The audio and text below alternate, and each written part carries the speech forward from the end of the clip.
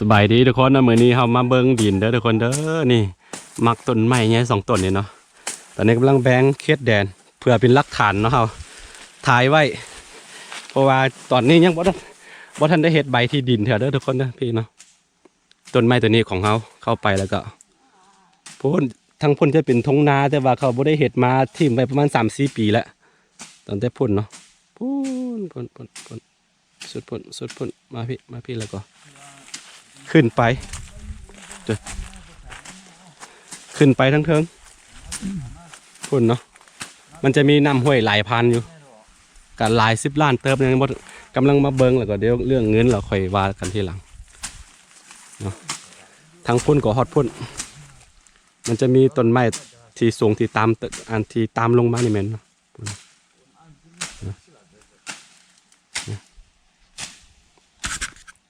วิดีโอตัวนี้อาจจะยาวนิดนึงเด้อทุกคนเด้อเพราะว่าเขาสิได้ถ่ายไว้เนาะเดี๋ยวมือ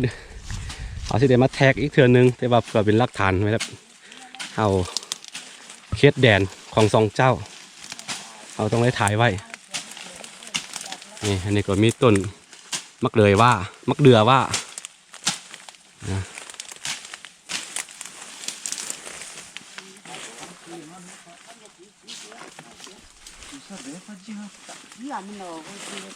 ขับบอลเนี่ยเธอเลยแล้วก็ทั้งนี้ก็มาสุดดูซุ้มไม้พายตัวนี้เนาะเป็นหลักฐานไว้ซุ้มไม้พายแล้วก็จะมีต้นมักเดือว่าอยู่นี่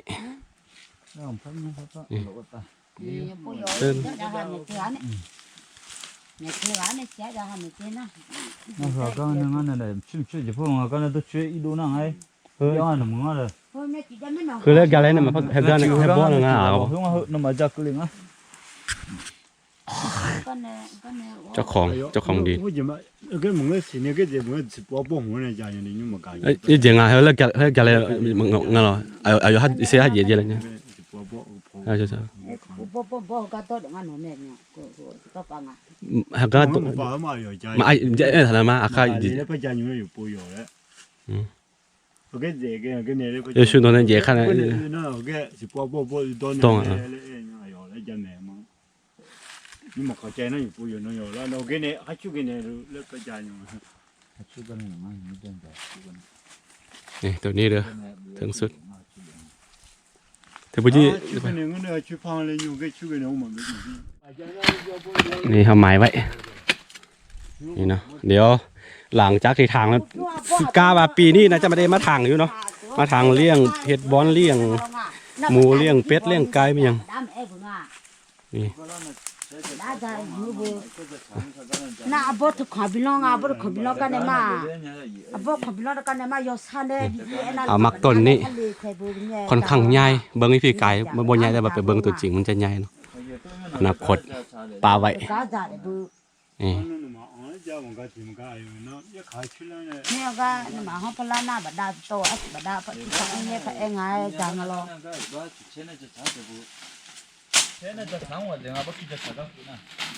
เมื่อเช้า我要赶快去查呢，我跟你那我一看呢家呢，哎呀，这牛我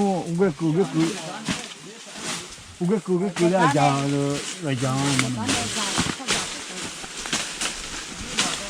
哎，陪几个妹特别来到家境好像没啊皮也没啦，要得没阿姨新娘也别嘛呢。你们那阿姨新娘了爽耶。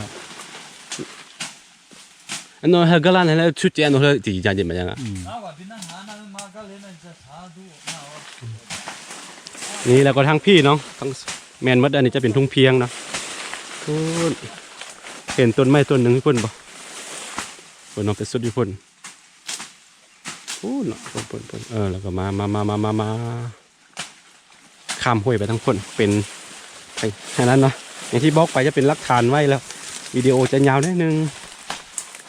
สีท้ายไปเบิ้งอันนี้จะเป็นดินตอนแรกของเฮาเด้อที่ได้มาจากเหือแห้งของเฮาเนาะยังที่ได้พรไปหลายเดือนอยู่เพราะว่าเฮาไประดมทืนมาจากมูคูเพื่อนพวกเล็กพวกน้อยมากองไว้อันนั้นเนาะเพราะว่าราคาดินก็บ่ธรรมดาหลาย10 ล้านเติบเขามีความจำเป็นคือที่ไปหกหมอ มีคนเจ็บก็แล้วว่าขายนะนี่ก็จะให้แม่ภูมิใจนี่อันนี้เหม็นมดนะแต่ว่าทางพ้นจะมีทุ่งนาเด้อทุกคนเด้ออย่างน้อยให้อาม่าได้ภูมิใจ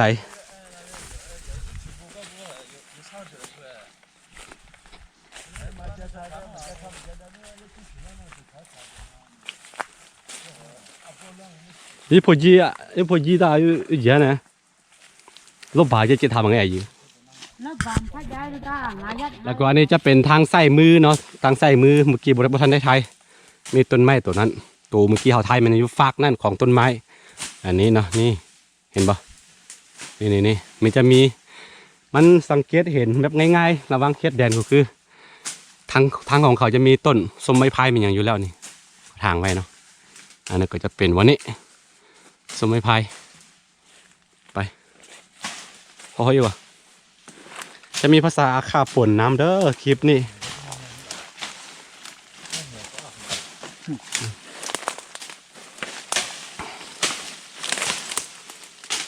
อันนี้ก็ระว่างกลางซองส้มไม้พาย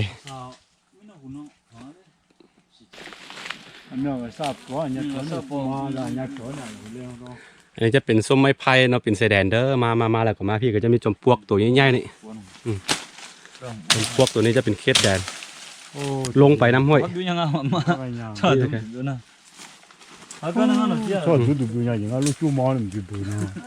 นี่ในจอมปลวกใหญ่เด้อจอมปลวกใหญ่แล้วก็มีส้มไม้ไผ่ซื้อไปเลยซื้อไป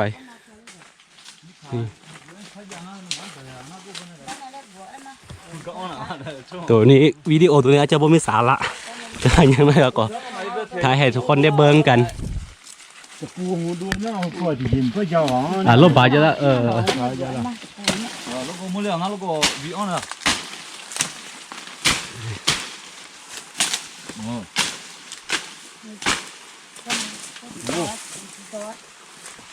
นี่มาสุดยูน้ำนี่เนาะแล้วก็ฟากนั่นก็จะมีอีกเจ้าหนึ่งเอาน้ำตัวนี้เป็นไส้แดนลงไปนี่ก็จะสั่นนิดนึงนี่มีไอ้ใหญ่เขามีเอามาเป็นพยานให้เด้อเดี๋ยวหอดยำใจเงินหอดยำเห็ดบดบันทึกซื้อขายที่ดินแล้วกันค่อยว่ากันอีกทีหลังเนาะ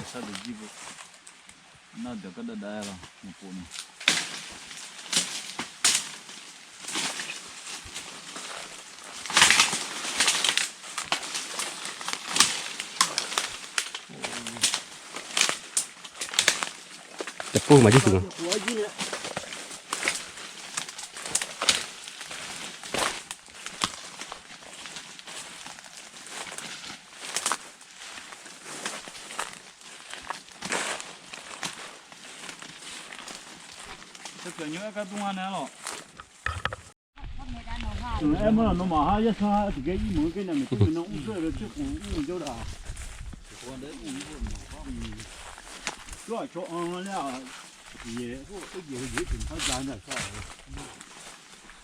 เราขึ้นไปทั้งเทิงนี่ระวังอีกฝั่งนี่เนาะอันนี้นี่ตัดขึ้นภูเลยตัดเครื่องระวังกลางของภูตัวนี้เลยเนาะภูขึ้นไปลงไปอันนี้จะเป็นอีกทางหนึ่งแล้วก็ต้องได้ข้ามน้ำไปเนาะทางพ้นเป็นเขตทุ่งนาเก่าเขาบ่ได้เห็ดมาด่วนนี่เป็นบอนเลี้ยงแบะเลี้ยงหมูอนาคต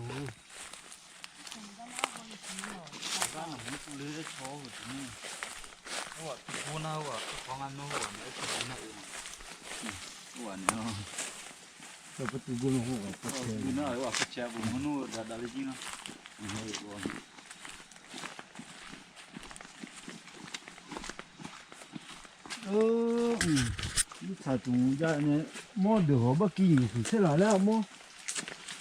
ก็เขานี่ด้วยเยี่ยมนี่แหละเขาเลยจะมาเราก็จะเยี่ยมบ่เหมือนเอามาจากกุตัน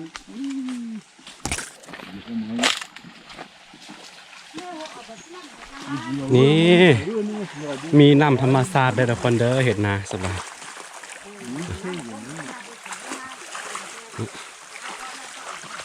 ฝั่งนี้ก็แมน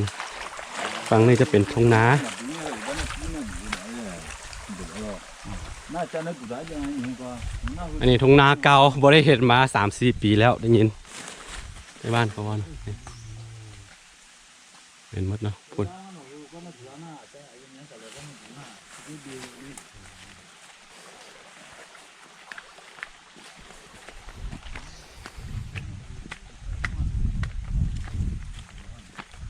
อันนี้แมนหมดกว้างก็พอกว้างอยู่แต่ว่าต้องราคามันก็ค่อนข้างนักหน่วง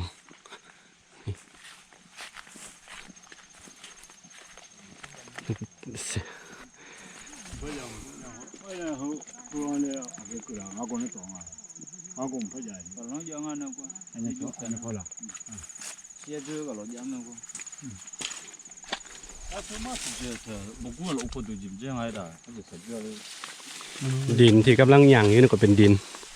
ของเฮาเด้อ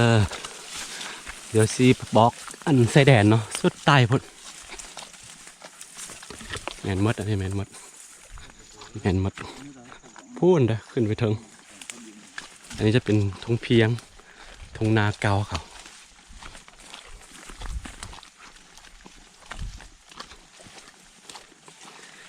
ห่างจากบ้านประมาณ2 กิโล3เอาล่ะประมาณ2 กิโลเนาะ2 กิโล 3 กิโล ประมาณ3 กิโล ประมาณนั้น แต่ก็รถสามารถมาฮอดได้ถ้าแปลงทางดีๆมีทางเก่าเขาถือตังเข้าตั้งน้ำอยู่แล้วแต่ว่าตอนนี้บ่ได้มีเขาทิ่มปะทิ่มห้างมาโดนก็เลยได้แปลงมาอีกเทื่อนึงค่อยมาบุกเบิกเอา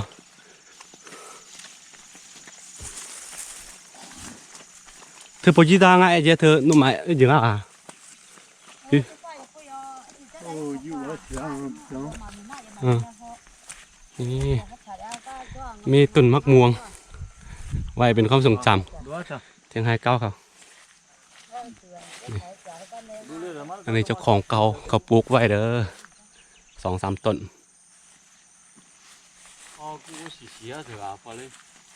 ที่นี่ก็เสียอยู่กัน你把脚那个也整，他洗呀呀不？我有了家特别的个吹风个不弄了，哦哈哈，啊吹风啊是的，มันนี่ได้สารไม่มาสา 要不帮没有啊也不帮弄哪不？ เป็นสุดผลเนาะสุดสมไม้ไผ่อะไรมันจะเห็นจะเป็นทงเพียงเนาะสุดแมนหมดอันนี้แมนหมดตั้งแต่พ่นขึ้นไปโอเคประมาณนี้เดี๋ยวเรื่องไปเฮ็ดใบซื้อขายที่ดินแล้วกะใจราคาให้เขาใจเงินให้เขาเราค่อยว่ากันอีกเทื่อนึงเนาะนี่ผักนาวชะอม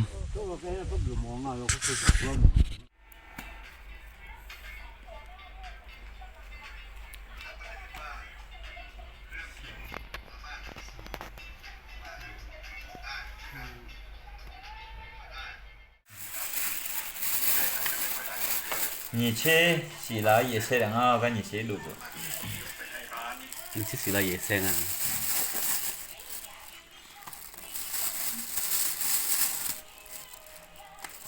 你那个俺拿来哦，那个米能熬喝，啊就那湖内不要能吃，不加鱼啊不。 cho một cái để ta mặc á trời nó gồm một gì anh chẳng có cho để ta thì chỉ ngay cho hàng mà chẳng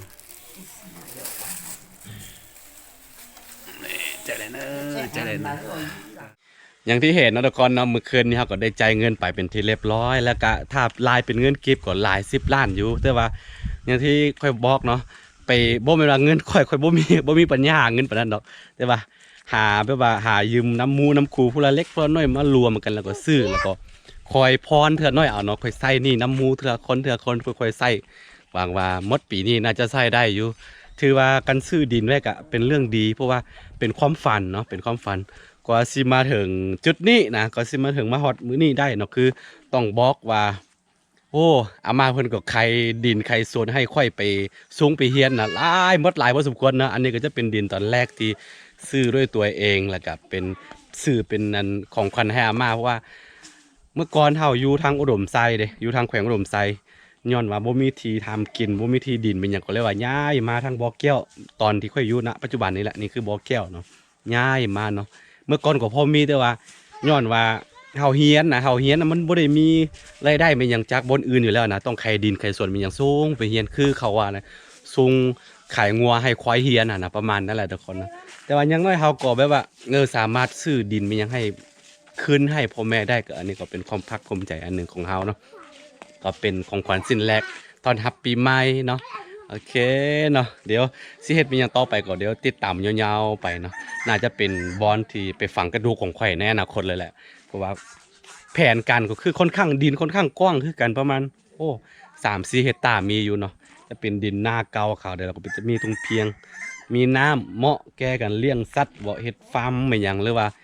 อันปลูกผักปลูกไม่หยังปลูกมักไม้หรือว่าคือเฮ็ดหลายๆอย่างเนาะอยากเลี้ยงน้องปลาอยากเลี้ยงปลามีหยังประมาณนั้นเนาะคือแบบว่าครบวงจรอยากอยู่หั่นเลยเนาะไปสร้างบ้านอยู่หั่นเลยเนาะอนาคตเนาะโอเคขอบใจทุกคนที่คอยติดตามกันมาแล้วก็หวังว่าสิติดตามกันแบบนี้ไปนานๆเนาะโอเคสบายดี